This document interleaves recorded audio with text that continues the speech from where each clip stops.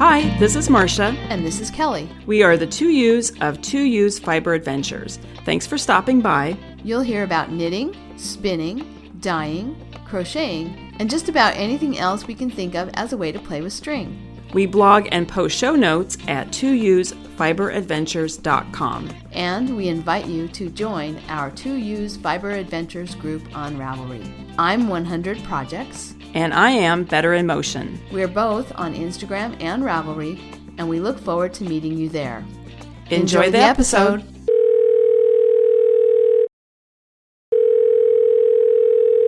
Hi, Kelly. Hey, Marsha. How are you?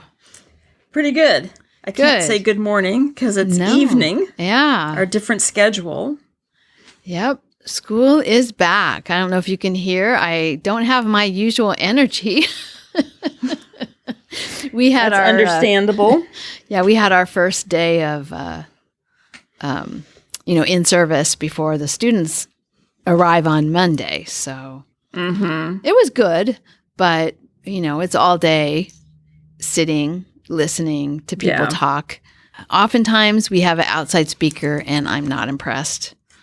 But we had an outside speaker today, Gina Garcia. She was really good, and she has a podcast. It was about her research is about HSIs, Hispanic Serving Institutions, which Hartnell is one and has been one since they started in the 90s. Anyway, so she has a podcast, Que Pasa HSIs, and while I was listening and she was talking about, it's like, okay, search. Follow, that she was that good. I was interested in what she had to say, and I would like to continue to hear what she's going to be doing on her podcast. So that's always a plus when you have good speakers. So, but it takes it out of you, Yeah. Here I am complaining. Get out the violins, people. I've had a month-long vacation. Yeah, really. And I'm having such a hard time getting back to work. Well, I mean, the truth is, a month-long vacation, you kind of have to get back and you have to build up your stamina again, I guess. Exactly. So I understand. That is really true. And I find, too, when school first starts, like the first week of school, there's so much talking. And since the pandemic, there hasn't been as much face-to-face activity, and we have had a lot of online classes. We have a lot of classes that are like staggered schedules. So people teach on Monday, Wednesday, or people teach on Tuesday, Thursday. So I don't have as much, I didn't have as much interaction with people even when I was on campus. And so I find myself even more so than it used to be, that the first few days of school, like my voice is tired. And and it's like, okay, I just have to get away from all these people. I really like them all, but I just want to get away from them all. Too many people. It was a good day. We have another one tomorrow, and then Monday starts the race. Yes, classes. The 16-week race. It's kind of like when you knit faster, to avoid yarn chicken. I always feel like the semester is running out. Like I have to teach faster and faster toward the end because the semester is running out. So the race is starting. Anyway, how about you? What's going on in your neck of the woods? What's going on here? Not too much. I've been kind of busy. I just projects. Kelly, my rental house, as you know, people know this, that I used to live in that house. And probably 20 years ago, we put a new back porch on, but we never put railings up. So there always was the porch and the posts, but then nothing in between the posts. And, which is not code. And so that's an issue if you're renting the house. But as you recall, the tenants were so anxious to get in there, they're willing to live with some things. And so it was one of the things was on the list. And so I'm having that fixed. So the railings are going to go up. I've ordered them, and they're the guy is picking them up tonight. And we'll start putting them in this weekend probably. So that's good. Right. That's being checked off my list. So I won't be open up to liability issues. And then the infamous sink in the basement, the utility sink. Yes. Which I don't know if I've talked about that at all, but I think you have. Yeah, I think I've mentioned it anyway. It's a ridiculous the one that came from the architectural salvage or the last chance or the $15 sink from the architectural salvage place is costing a shocking amount of money. And well, I must say, Marsha, that's because you let Mark get involved. Well, yes. So I let my brother get involved. He has great ideas, and he does have fantastic ideas. But we all love him. But when he said, "Oh, it won't cost that much. You'll just have to have a metal frame built, to hold it." The sink and then the marble that we also got at the architectural salvage place for like $45 for each piece. So it's cheap, right? Hold that thought. Between the sink and the 2 pieces of marble, I could have bought a utility sink that included the faucets and all the attachments. But anyway, here we are now 2 years later. But that metal base that was fabricated was shockingly expensive. And it's 2 years getting this thing done. Anyway, I made a template of the marble a couple months ago. And then I finally, Monday, it was Tuesday, our friend Dave came by. And he has a little station wagon. So we were able to get the 2 pieces of marble in the back of his station wagon and take it down the SODO area of Seattle. And SODO means south of the dome. That's what SODO stands for. But that's where all sort of the industrial areas. And so we went down there, and there's a place where they are cutting the marble, cutting the hole where the sink is going to go, and then the holes for the faucet come out of, and polish it and clean up the edges and whatnot. So we delivered that on Tuesday, and then he's going to come back over tomorrow morning, and we're going to go down and pick it up and hopefully install it. And then I will be done. I will have a utility sink. Now, you will have the fanciest utility sink in the city. The most expensive utility sink to go with my crystal chandelier that's hanging over the sorting table, And honestly, the crystal chandelier I also bought at the architectural salvage place for, I don't know, $100 or something. And so that was a bargain because you just hang it and plug it in. This has become much more... it's just ridiculous, I have to say. But I've learned my lesson. Is architectural salvage is great if you have the ability to do something with it yourself, not hiring people. Right. Because like hang it and plug it in. Yeah. Right. If you have the ability to do the installation yourself, and actually Dave did the plumbing, but cutting marble, building frames, all that I don't have the ability to do that. None of us do. So And what I've learned too is that when you do hire someone to do something, this is out of the ordinary. People, a lot of times, contractors, they do standard things. So when you ask, they're used to. So when something that's not standard, or shall we say crazy, is asked of them.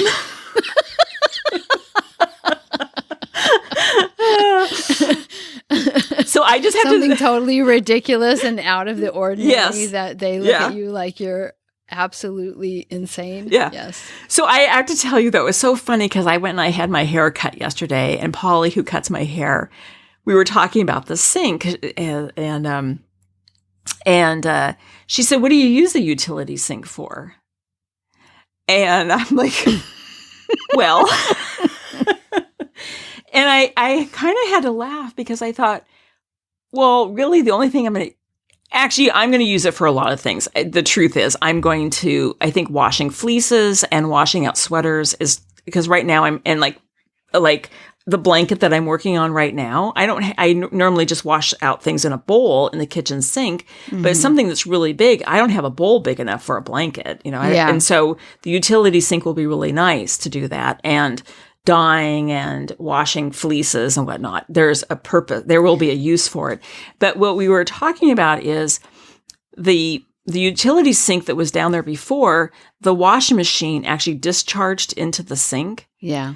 And that's Ours does too. And that's how they were done for years. In the olden days. In the olden days, that's how it was done.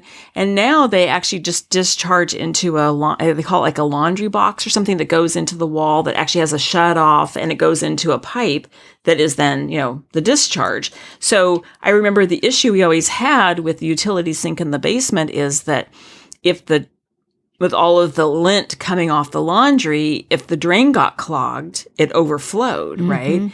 And then what my mother did is she'd put an old nylon sock on there to capture the lint. But if that got full, it would stretch out and it would clog you had to constantly manage this. And so now you don't need to manage it. And then we were also talking about the fact that washing machines have changed so much that they actually have a hand wash cycle. A lot of them will have a hand wash cycle, so there really isn't even any need to hand wash your delicates.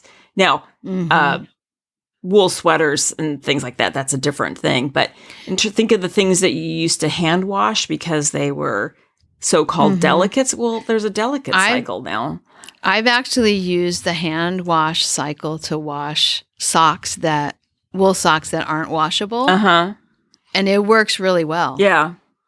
I tried it as an experiment and it worked really well. I don't think I would take a risk with a sweater. No. I don't know. Maybe I would. I don't know. I don't have I don't have that many sweaters that I need to worry about for that. But yeah, I mean, they do have that cycle. Yeah.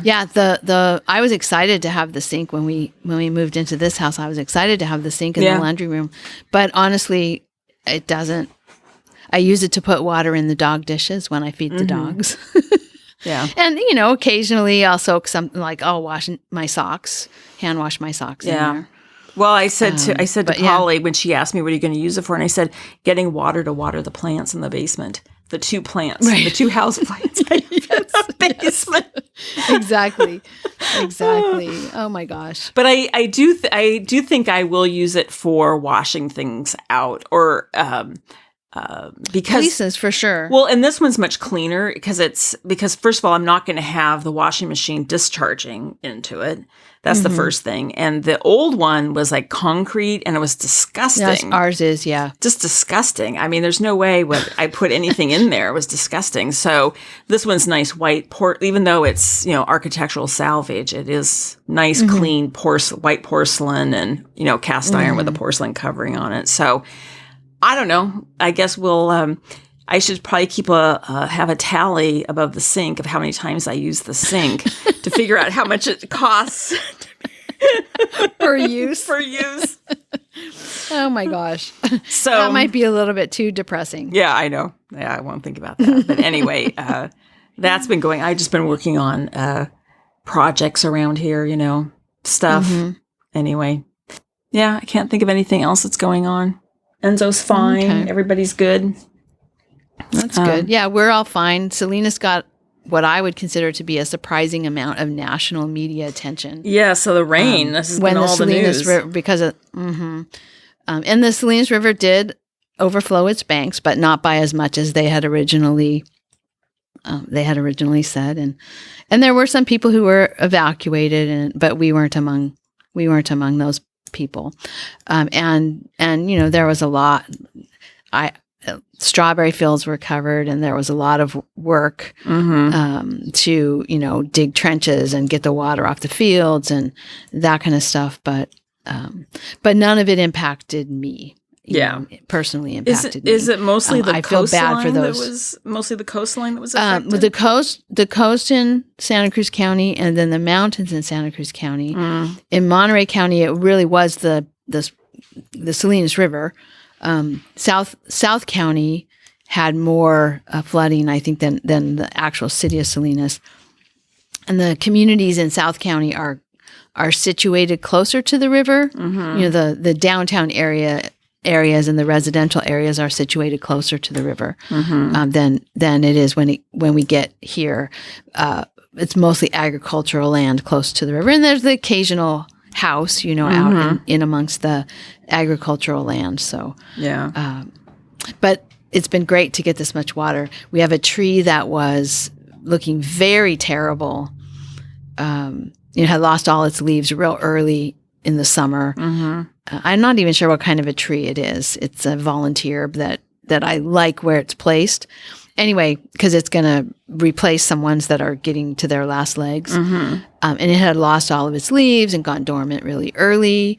And now it's just totally fully leafed out and looking great. So nice. So yeah, the water, having the water is good. I'm sorry for all the damage that it has done to people, people's homes and farms and the how much work there has been for the the farm workers and the agricultural community to do the cleanup in our area and all of that. But as for me personally, the impact was very, very light. Lots of muddy dog paws was the worst of it for us. So we did lose one branch on one of the trees, but that's not anything big. So anyway, feel lucky that we didn't have any damage to speak of. So, and the lights that Robert wired onto the secured more strongly onto the house for the storms that held. So okay, good. The porch lights stayed up. Yeah. Good. After all your hard work getting them installed with him. Holding them while he... Holding them. Yes. Well, he ran to get a different drill bit or screw bit or whatever. No. Seriously. Yeah. Well, I'm glad you were there to do it. So. Yeah. So anyway, yeah. And I spent a lot of time doing projects because they were the last days of my vacation and lots of inside time. So I've got some finished stuff to talk about. Okay. Well, let's just get into it then. Projects. Since you've got finished projects, do you want to talk about yours first or? Yeah. Okay. Yeah. I'll go ahead and do that. So I finished the weaving project, the actual, weaving part of it. I still have to cut them apart and hem them. But the monk's belt weaving project, I had warped for 6 dish towels. And I was using what I thought were neutrals and what turned out to look a little bit more purple and orange than I had intended. The brown was more orange and the gray was more purple, lavender color. But actually, I think now that they're done, I think that it's less apparent to me now that they're done and washed that, oh my gosh, it's purple and orange. Well, that feeling, maybe I just got used to looking at them. I don't know, but. Well, I would say I was going to add something to this because you did post a picture of them on Instagram and I thought they did not look purple and orange in the picture.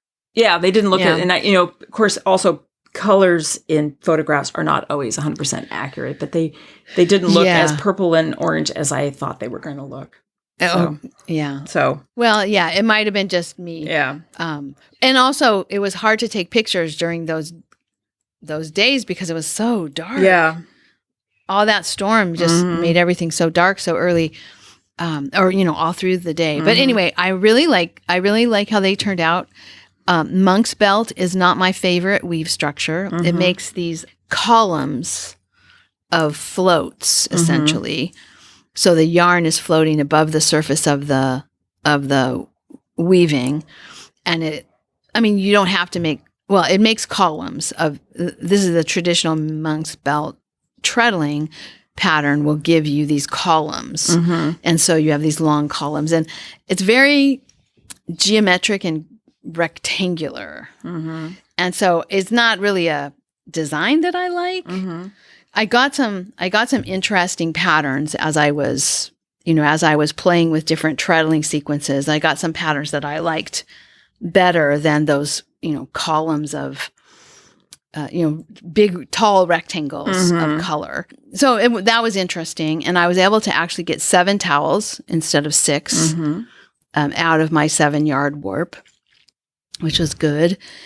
And I only had to make, I think I probably didn't have to do this, but I made the last towel, I did my pattern and then I did plain weave in the middle and then I did pattern on the other end, right? So and I wanted them to match on both sides, be the same. And so I cut short the weaving, the plain weave in the middle by about 1 inch because I was afraid I was going to run out of room to weave the repeat, the mirror image of the pattern. But I don't think I needed to do that. I could have gotten one that was relatively the same size as the others. Mm-hmm. But anyway, I was happy to get 7 because it allowed me to do another different experiment that I hadn't thought about, where I actually doubled my weft yarn. Mm-hmm. So I had it as a double thickness. Mm. And so so that they kind of squish, the rectangles kind of squish together like solid rectangles, as opposed to being able to see the fabric underneath. Mm-hmm. So traditionally in monk's belt, you use a heavier yarn for the pattern than you have for the background thread. And I didn't. I have my yarn was all the same. Okay. Well, I had a couple of experiments where I used some different weights of yarn. Mm-hmm. But for the most part, my yarns were all about the same weight. Okay. And then I got the idea on the last one, I could make this like a heavier yarn simply by, throwing 2 picks in the same shed, like putting 2 threads next to each other before I change, before I change the treadling. So I did that. That was kind of interesting. I'm not sure it was worth the effort. Mm-hmm. But I learned some things, and I do like the towels better than I thought I was going to. So now I just need to cut them apart and hem them. We've been having a discussion on the Winter Weave Along Ravelry thread about how do people finish their dish towels. Do they, machine sew them? Do they hand hem them? Do they hem stitch them on the loom? There's a process that you do to secure the edge. Mm-hmm. So we've been having a little discussion about that. I'm lazy. I don't hem stitch them on the loom. I just zigzag them when I get them off to secure the edges. Mm-hmm. And then I cut them apart, and then I usually machine hem them, but sometimes I hand hem them because I do like hand sewing. Mm-hmm. So that's my finished, not totally finished, but the weaving part is finished. Mm-hmm. That's my finished project. I got done with that pretty quickly. Yeah. And then I've been working on the Coloresque Wrap. Mm-hmm. It's a pattern by Erin Kurup using my Neighborhood Fiber Company Rustic Fingering Gradient set. And my yarn must just, of course I didn't swatch. I added a repeat to make it wider than the pattern called for. And I don't think it's as wide as it should be. And it feels like I've been going forever on this thing, and it's gotten really long, and I still have a lot of yarn left. Mm. So I'm not sure I'm going to be able to use all the yarn. Mm. I didn't want to make it too wide because I didn't want to run out of yarn. And it called for fingering weight, I believe. I'm pretty sure it called for fingering weight yarn. But anyway, I think I'll have, of course, my nemesis, yarn left over. Mm-hmm. You have to make the layette thing. Yeah. You have to make a hat and socks or something. I know. Anyway, I think I'll have a lot left over. But it's pretty. I'm not knitting on it right now because I knit on it all day today at work, and I was kind of tired of knitting on the same thing. So I'm just sitting here talking, not doing anything with my hands. Oh. Which is unusual for me. Mm-hmm. But those are my two fiber projects. And then I've got one more project that I'll just report quickly on, my piano project. Mm-hmm. So I have 3 songs that I'm now working on. So I'm working on Happy Birthday. Okay. That one is in the book my brother got me. It's like part of my lessons, as I'm going through the book. I came upon Happy Birthday. It was one of the songs for this particular chapter. And I thought, okay, so I have a birthday coming up. So my goal is to be able to send my Aunt Pat a little recital video before my birthday. The 2 other songs that I have are Take Me Out to the Ball Game and Star Spangled Banner. And my goal for those 2 is to be able to do them relatively well by when spring training starts in February. So it's just entertaining myself by making deadlines. Well, yeah. Well, I mean, actually, if you have a deadline, you're more inclined probably to practice, right? I mean, because you have a deadline, and it's kind of fun to have a theme, right? Like to like I had Christmas songs. Well, that was kind of an obvious one. So then it was like, oh no, now I'm going to learn Auld Lang Syne for New Year's. Okay. And then when Happy Birthday came up, it's like, oh, okay, that's what I'll do. And that got me thinking about, okay, what themes can I think up where I can go search for songs? So it's been pretty fun. I'm enjoying myself. Yeah. No, playing the piano is fun. I don't have a keyboard anymore, so I don't do it anymore, but anyway. Well, that's fun. It's keeping me out of trouble, right? Yeah, really. Well, and you're getting a lot of requests, too. I mean, people are like, oh, learn this song, learn that song, and, Well, it started with my Aunt Pat wanting Robert to play the Thanksgiving song. By Thanksgiving, which I couldn't even tell which song she was talking about in the book, but it was toward the end of the kids' piano book that she gave us was the song she was thinking. I was like, okay, there's no way I can do that.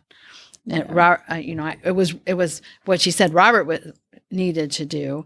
It's like, okay, well, I've actually started practicing, and I know I can't get there by Thanksgiving. Well, and I would say Aunt Pat must be kind of excited that you're doing this because that piano sat in her house, and I think you said that nobody ever played it, right? So one of her kids, her youngest daughter, took lessons. Okay. In the 80s. Okay. For I don't know how long she took lessons, maybe a year or two. During the 80s. So yeah, but that's really the only playing that it got. So yeah, she is excited. She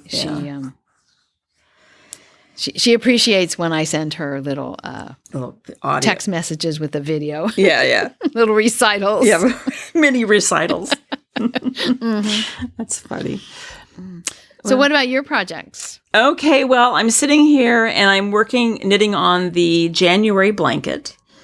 That's with my Handspun, and I have knit about 34 inches. And what I've been doing is keeping track of, I put a marker in on the side of the blanket when I attach a new ball, and then keeping track of the yardage. So I'm sort of doing, every so often I do kind of a math, like the average. I think I'm getting about 25 yards per inch of blanket, I think is what I'm using. So I'm kind of estimating that it's 4 feet wide. I'm kind of estimating that it's going to be about 5 feet long, which is, right. I wanted it a little bit long. I would sort of like 5.5 to 6, but it's not that big a deal. The main thing is I just didn't want it shorter than it is wider. Not that it still would keep you warm, but I think just aesthetically. So I think it's going to be fine. That's what I'm sort of estimating how it's going to, and that also does not include my swatch, and my swatch is pretty big. So anyway, I'm making progress on that. I think I've mentioned this before that I've done so much and so many pattern repeats that I've got it memorized now. So it's pretty easy to work on. So I'm doing that, and then I did do a swatch of the Noromania, the blanket that I'm going to make for my brother. I did a swatch, and it says to use size 8. I did a swatch of 8 and 9, and I think I like 9 better.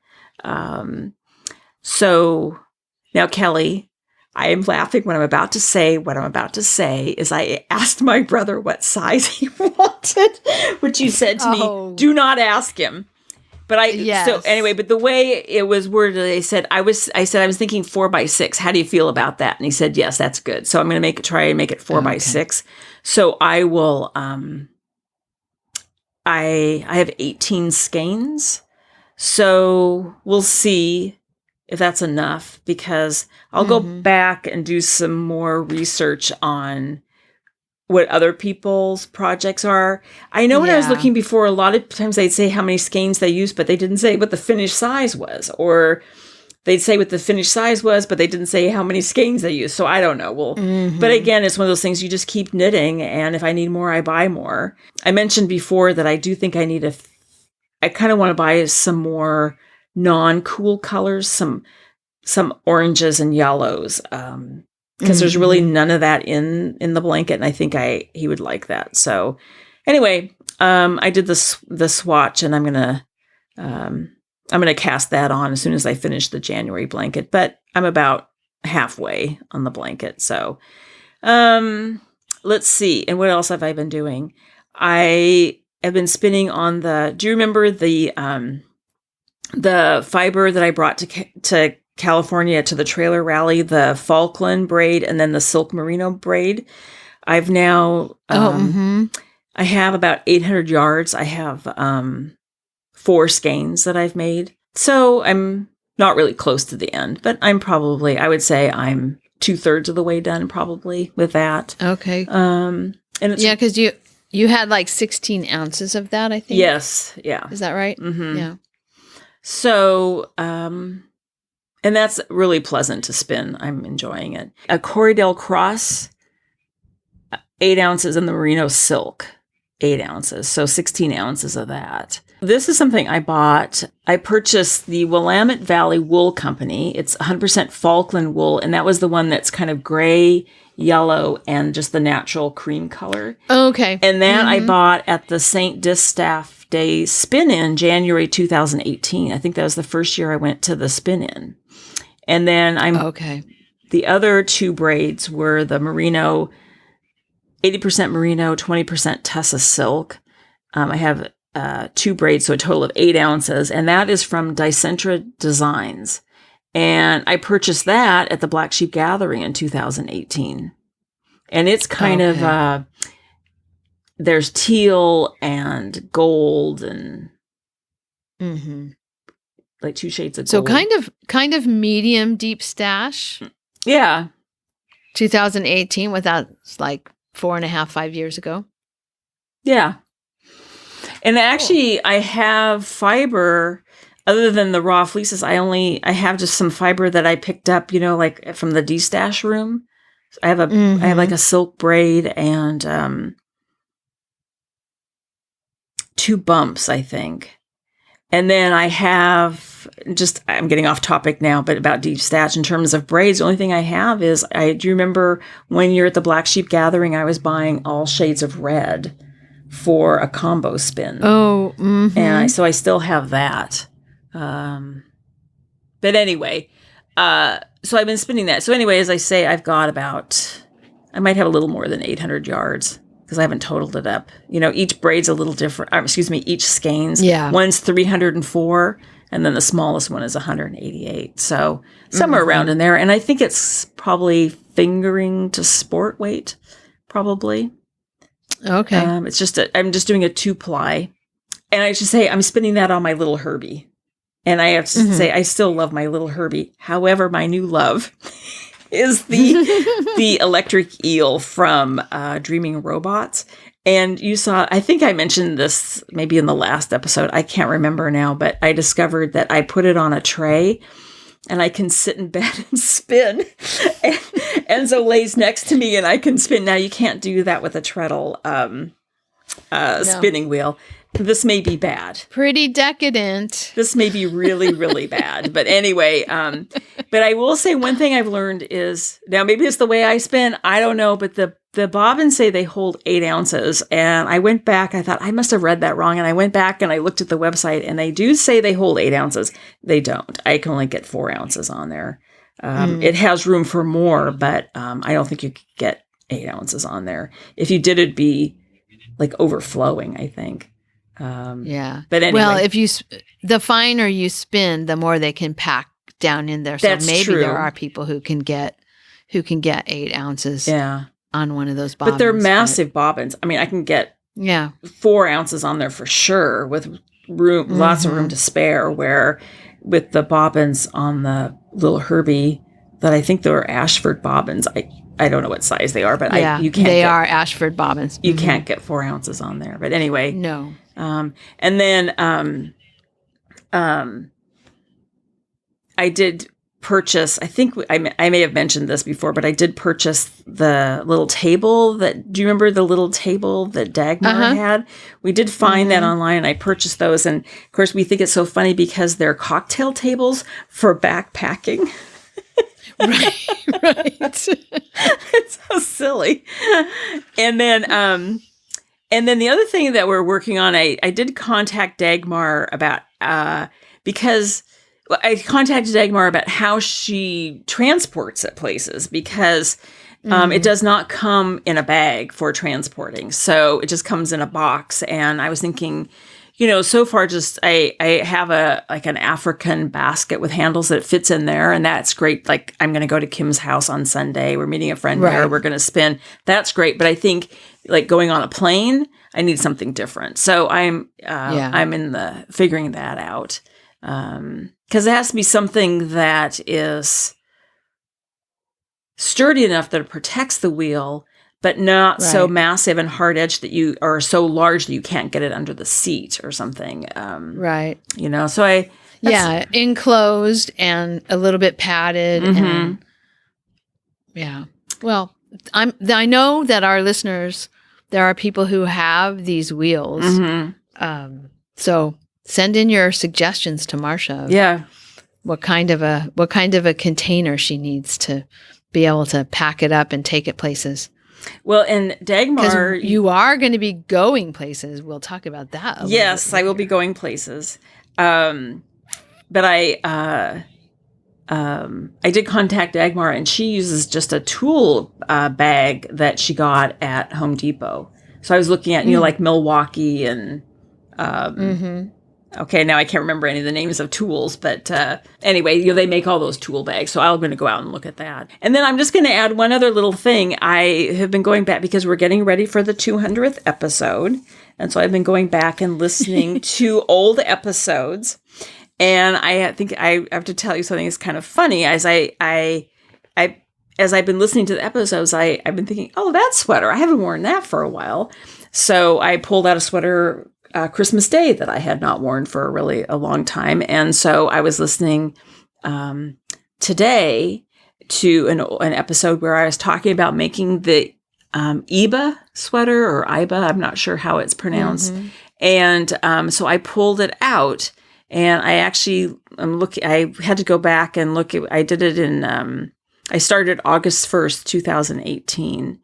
And Kelly, you remember this sweater. It's yarn that I had processed. It was a fleece that I purchased, I believe, at Black Sheep. The fair, at our fair. Okay. And then it was all the Rambouillet. We split. We had like 3 Rambouillet fleeces that we split, and I had some processed here, and you had some processed. Yes, and I had mine processed by Fantasy Fibers, which no longer exists. And so when I was visiting you, we dyed the yarn. I decided I kind of wanted a teal, aqua, turquoisey color. And so we dyed it in 2 batches. And so I cast it on August 1st, 2018. And I made notes that I cast on because that was the day Ben made his first trip to Alaska on his motorcycle. He left that day. And so I called it the Northern Lights Iba. And so, Kelly, do you remember I knit the entire body? And then with 1 batch of the yarn. And then I went to pick up the sleeves, and guess what? They didn't match because there's a slight color difference. So I had to, and I actually say in here, what an idiot, because I know better than that. Yes. Nobody. Yes. Oh, I'm so glad I didn't alternate skeins. Said no person ever. Yeah, nobody's ever said that. So anyway, it's just so funny. So anyway, I got home and I pulled it out and I put it on. And but when I was listening to the episode, I actually burst out laughing. Like, I'm walking the dog out in the neighborhood and I start laughing, which is often what happens to me when I'm listening to any podcast. Is I'm talking about how much I enjoy knitting with this yarn. And then I had to rip it out. So the universe let you knit it twice. I had sort of forgotten that I was talking about that. And so I can never, ever say how much I enjoy knitting with a particular type of yarn, because it just, the universe lets me knit with it again because I liked it so much. So that's really funny to me. That is funny. I was just laughing. Oh my gosh. Funny. Anyway. So you're wearing that sweater today? I'm wearing it right now. And it's very comfortable and I really like it. And, but it is interesting. I'm sure I talked about this at the time, but it is interesting that there is, quite a bit of color variation between the two batches of yarn that I dyed. And, it's interesting, Kelly, because you remember exact same amount of water, exact same amount of dye, exact weight of yarn, slightly different, attached differently, that's why they always say, buy enough of a dye lot, right? Or with hand dyed alternate skeins. Yeah. So, I know better, but whatever. Here we are. But it has like a tonal quality, a tonal yarn where there is that variation of light and dark within a skein. That's what it kind of looks like. And then the other thing too, it was interesting going back and listening to that episode where it's a cardigan, but you knit the collar is knit as part of the body. And I had forgotten, but alternating the skeins, I didn't want to do it on the front edge, which is sort of like the placket kind of. I didn't want to do there because I was worried that it would pull differently. And so my front edges would not match. One would be kind of tight and one would be kind of loose. So I think a listener had said this, is I did it, the front placket is a broken rib. So I did it in the broken rib. I said, I went back and looked at the notes and I did it nine stitches in from the edge is where I changed skeins, and I wrapped the yarn around my needle. And then when I came back, I dropped that. So it didn't pull. And I think we were talking about this before we recorded. We think a listener had suggested that, and it worked really well because I was looking at the sweater and I cannot tell where I changed yarns, or when I changed. And skeins. I remember doing that in one of my sweaters where I did a yarn over where I alternated the skeins and then dropped it on the way back. And it worked really well. And then I promptly forgot about that technique and did another sweater where I really had to concentrate on, it ended up getting tight. And there was one sweater that I actually had to undo because I had so much tightness in the place where I alternated skeins. It's funny how you learn things and then they don't stick. Yeah, they don't stick. Yeah. Like, oh, what a good idea. Yeah. Totally drop it from your brain for the next thing you knit. Yeah. So anyway, that's it for me for projects. All right. Well, I did wear a hand knit sweater today too, I'll just mention. It's my striped pullover.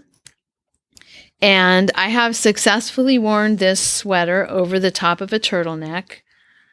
I was knitting it during the pandemic. It's the yarn that was the Knockers yarn. And then the yarn that you brought me home from Iceland. So it's a light teal color, and then I have a real dark one called Nevermore. That's like a dark black green, and it's striped. And I finished it during the pandemic, and so I really didn't wear it. No, I did not. When did I? Yes, I finished it during the pandemic because the first time I wore it was to Stitches last year. Yeah. And that was my first wear, and then I didn't. I think I got it out like one more time last fall, this past fall, when I was back, teaching students on campus. And I don't think I've worn it. I think maybe this might have been the third time I've worn it, but very successfully, not itchy at all, comfortable. I got a little warm toward the end of the day, but it was it was mostly cool today. So yeah, I think I have another pullover in my future. And yeah, I really like it. I made it longer in the back than in the front. I wore it with my boots today. Mm-hmm. So, yeah. Your rain boots? A six. No, I have just a regular pair. We'll call them fashion boots, Marsha. Mm-hmm. So yeah, I looked pretty good, I think, in this sweater. So I think I might make maybe this same pattern again, because it was a pretty nice. I think it's a pretty nice fit. It's got a drop shoulder. This is I used the pattern called Rachel. I forget the name of the. Oh no, it doesn't have a drop. Does it have a drop shoulder? Yeah, it does have slight drop shoulder. Mm-hmm. Yeah. So anyway, successful sweater. I might have to make it again. Yeah. And at least now I know I there are yarns I can wear where I don't have to rip them off the moment I get home. Mm-hmm. Because I'm way too itchy. So I haven't tried wearing it without a turtleneck, though I don't know if I could wear it with just an undershirt. Mm-hmm. I'm not sure I could do that. My neck, I think it would itch my neck. So we both wore something that was completed a ways ago, because I think I completed this in 2020, maybe in the summer of 2020, something like that. Yeah. Good.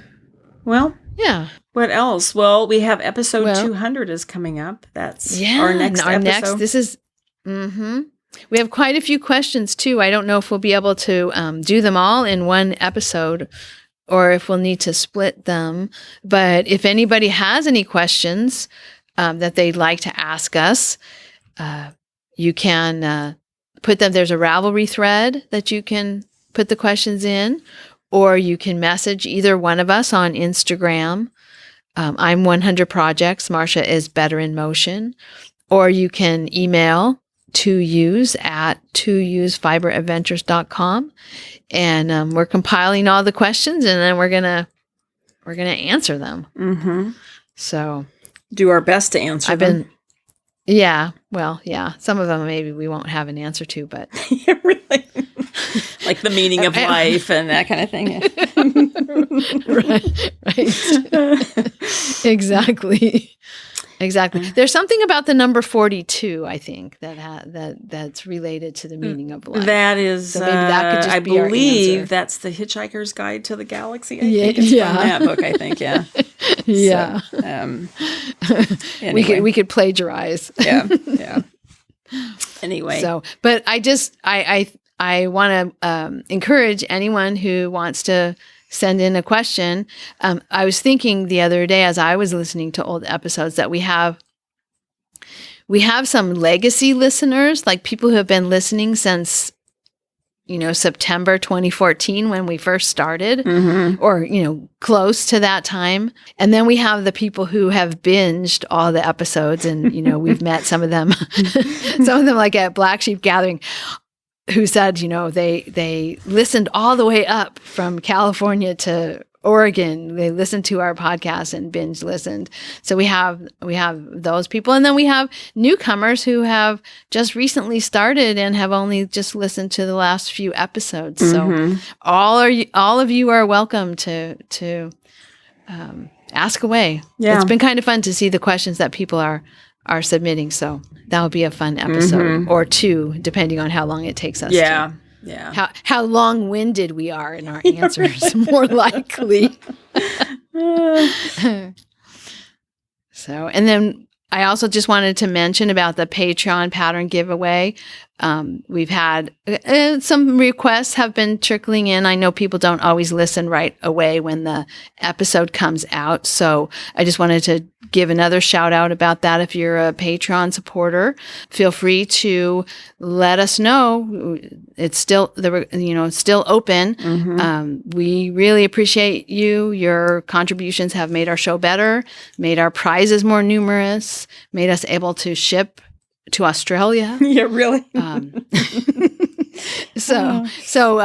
You've really helped to build our community. So just message me with the pattern of your choice, $10 or less, and I'll get that to you. Yeah. So what else have we got going on, Marsha?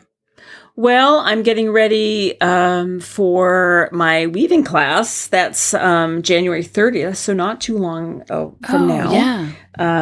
So figuring out dog care for that because I'm going to be gone all day. So I think my brother is going to come in and walk Enzo while I'm gone. And so I'm excited about the class and gotten some updates about what to expect. So I'll report in on that after the class. So I'm looking forward to that.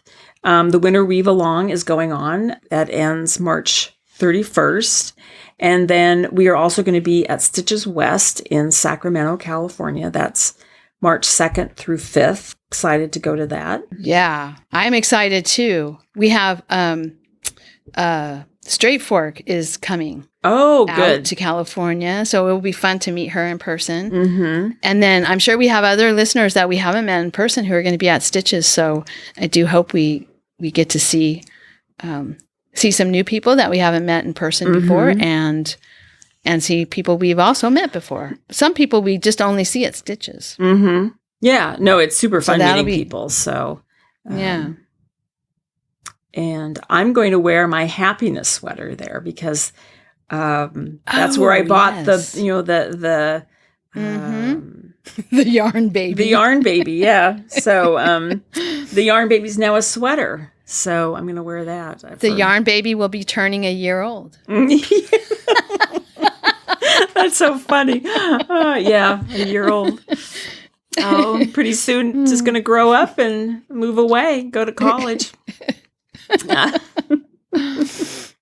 So yes, I might have to wear that every day.